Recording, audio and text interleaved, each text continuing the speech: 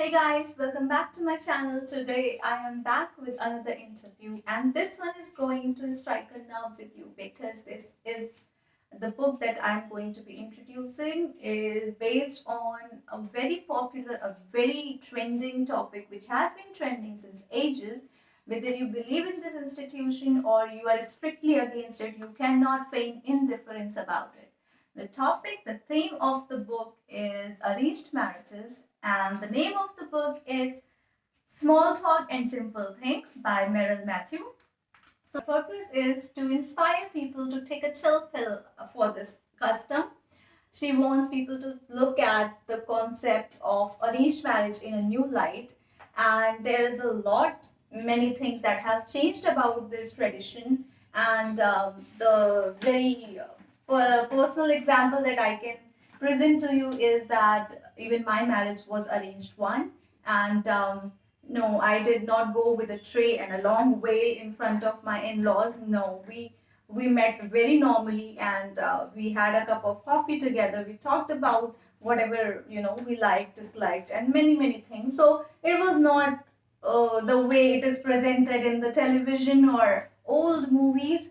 The custom may be called this with the same name, but the procedure has changed a lot. And Meryl Mathew wants to present the thing that I just talked about, that the procedure has changed a lot, and you need to really stop demeaning or looking down on this tradition because things have changed and arranged marriage is not how it used to be in the past. So she has come up with many stories, many real life stories actually. She has talked to her friends, acquaintances, colleagues, and collated all those stories and presented those in a very fun, sometimes heartbreaking manner in the book Small Talk and Simple Things.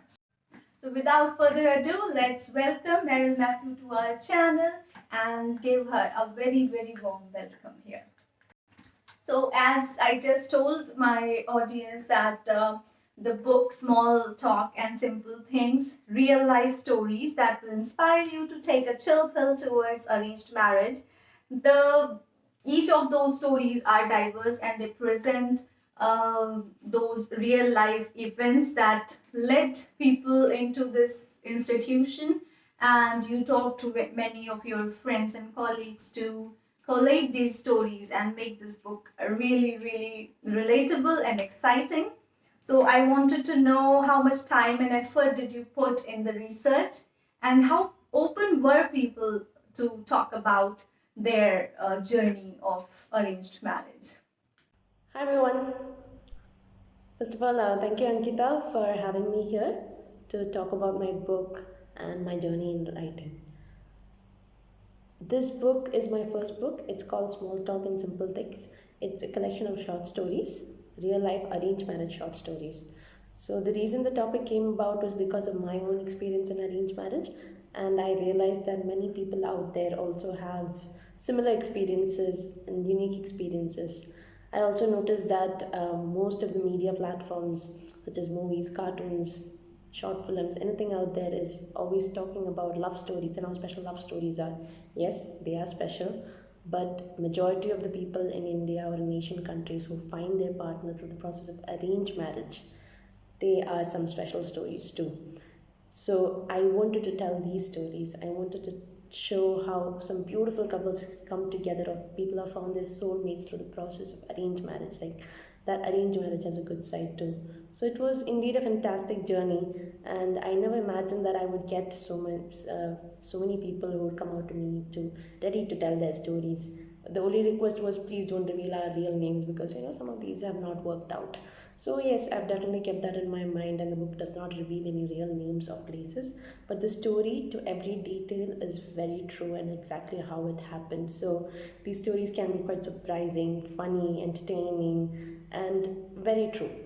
So the journey has been incredible, and I've always loved to hear stories from people. So to write that down has been even more special, and I thank everyone who contributed to this book.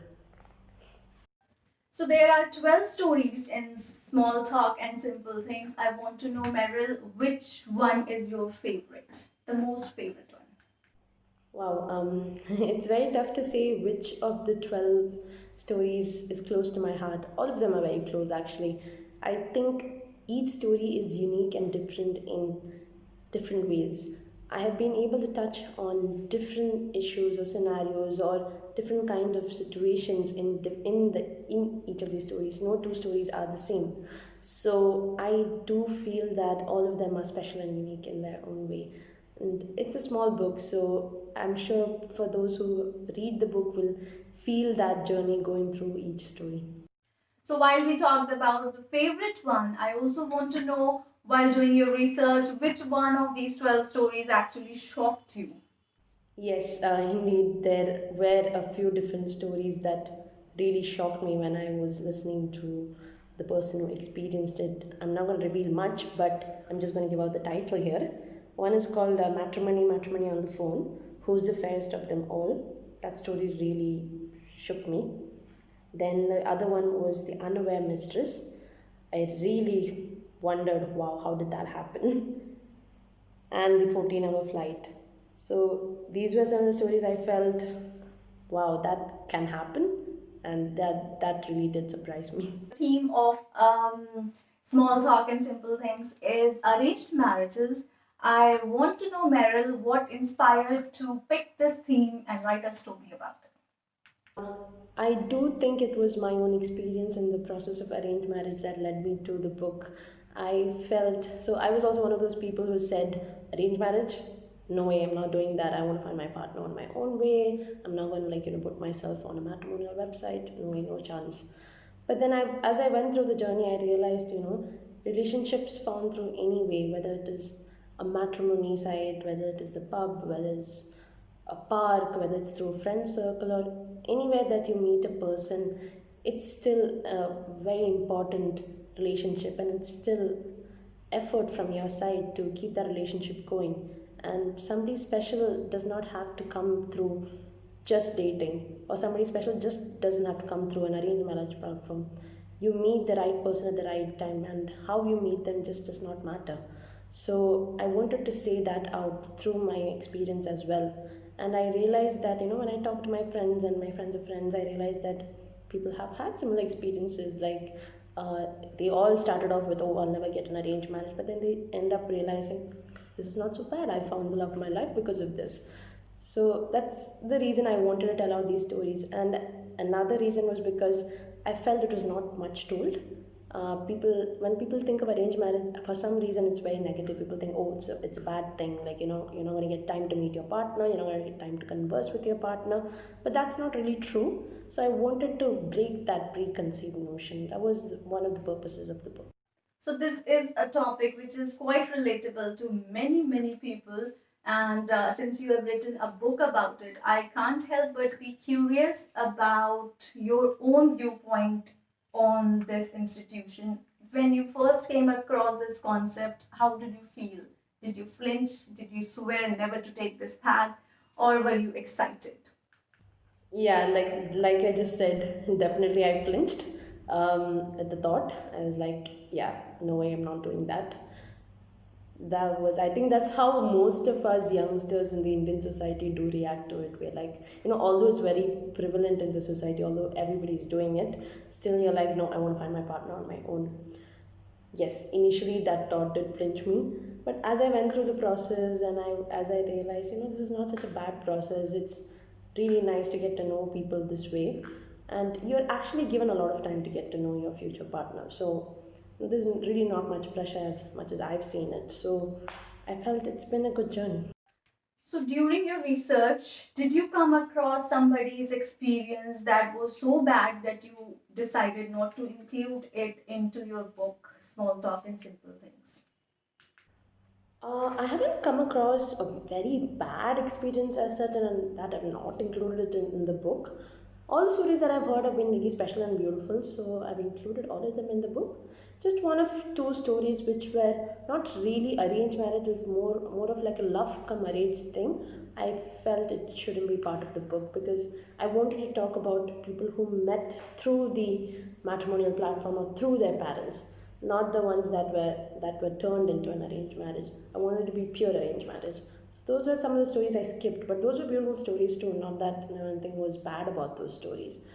Yeah, but I wanted the book to be just purely arranged marriage. So yeah, and I've included all the stories that I've heard. I've not really skipped any one of them.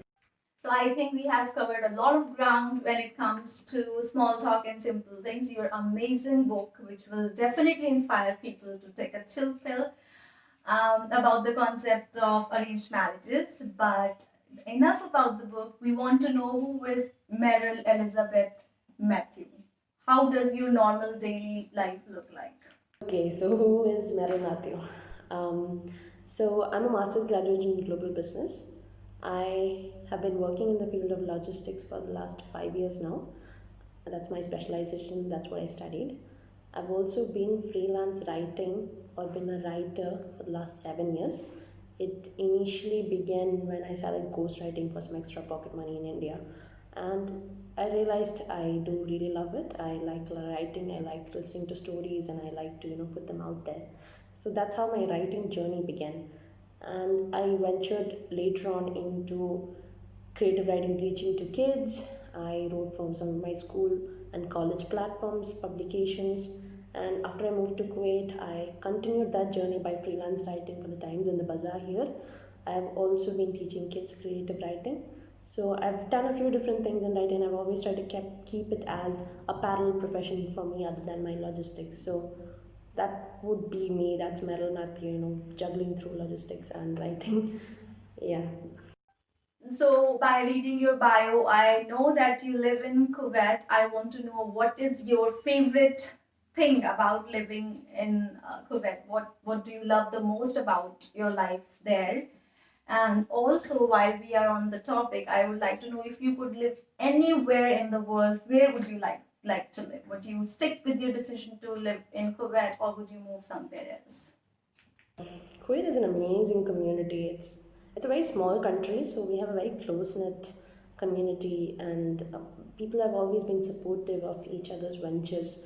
So if you so not during this COVID year, of course, but up until last year, we've had so many programs and fairs and markets which support a lot of creative people. These markets and these fairs support musicians, support writers, support artists that do these things passionately on their side.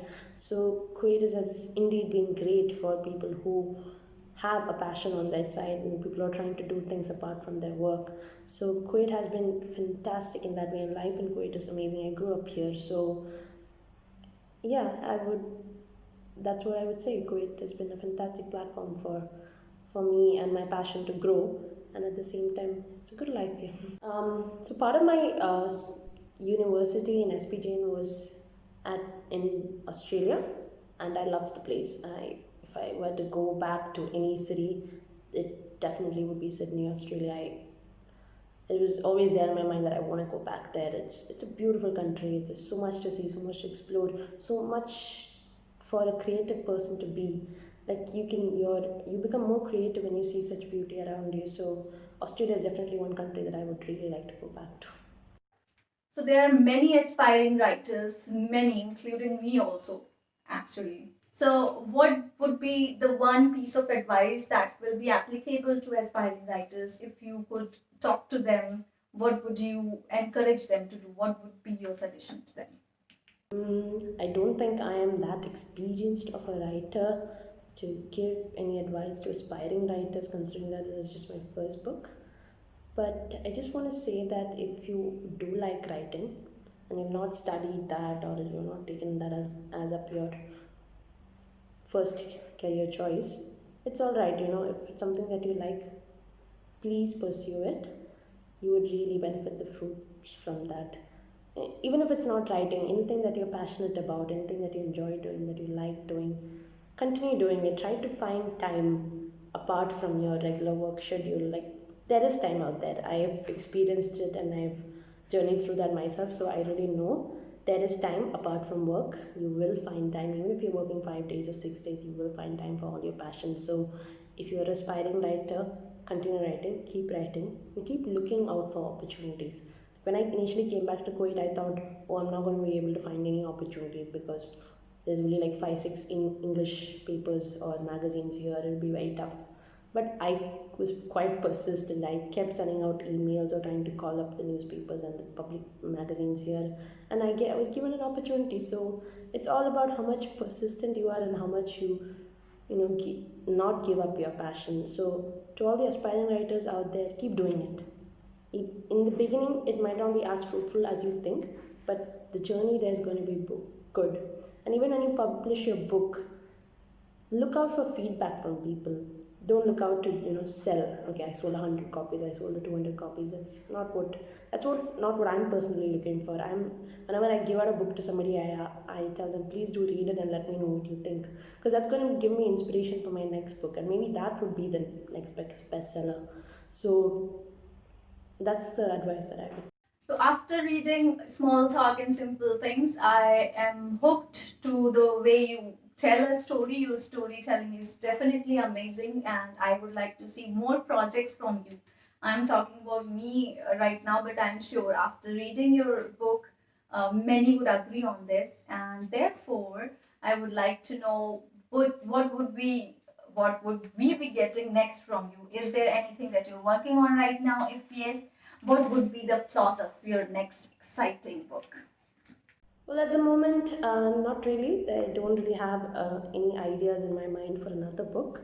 I hope we get another 4 5 months break, just like how 2020 gave me to get this book through. So this book happened only because of the 4 5 months of lockdown period that we got, and if that happens again, definitely I'm not saying that another COVID should happen, but you need time to invest into a book. It took me 4 5 hours per day to write each chapter. That was just a first draft.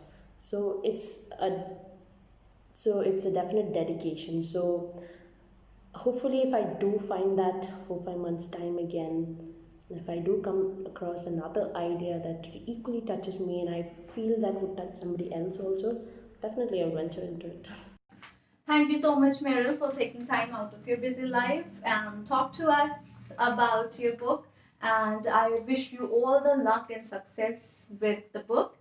Once again, thank you so much, Ankita, for having me here, for letting me share about my book.